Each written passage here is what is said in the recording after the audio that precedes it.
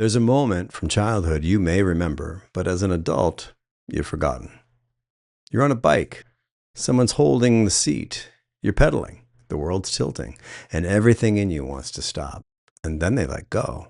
You don't know it yet. You find out later because somewhere in the wobble, without deciding to, without understanding a shred of physics, you found your balance. And the bike found its line. Suddenly you were moving, actually moving. The world opened in a way it hadn't a second earlier.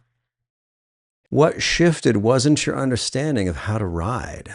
What changed was your body. Every microconnection you made, every wobble you absorbed and recovered from, carved new pathways, strengthened the ones that held meaning, pruned the ones that didn't. Eventually, every connection started arriving before your conscious mind even had time to interfere. The wobble wasn't an obstacle. The wobble was the learning process.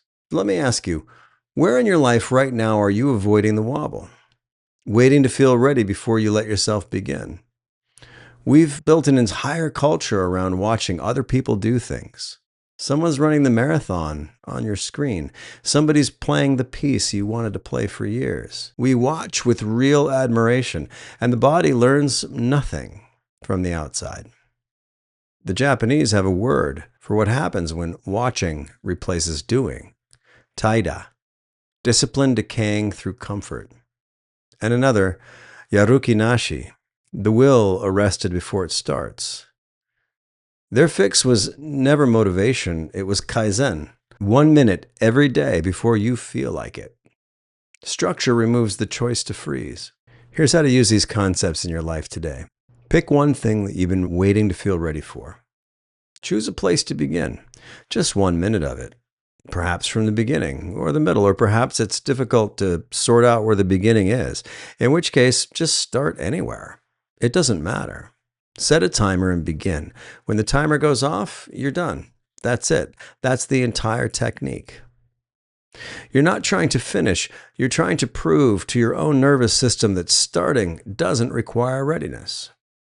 Do that once and you have good data. Do it for a week and you have cadence.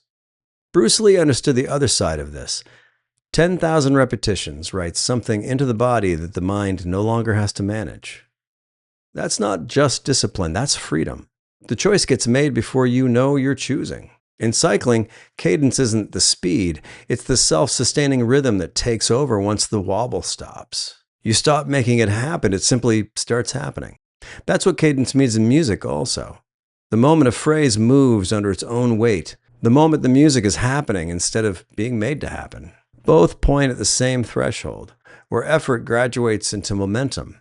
You're no longer holding the thing up. Instead, the thing is carrying you forward.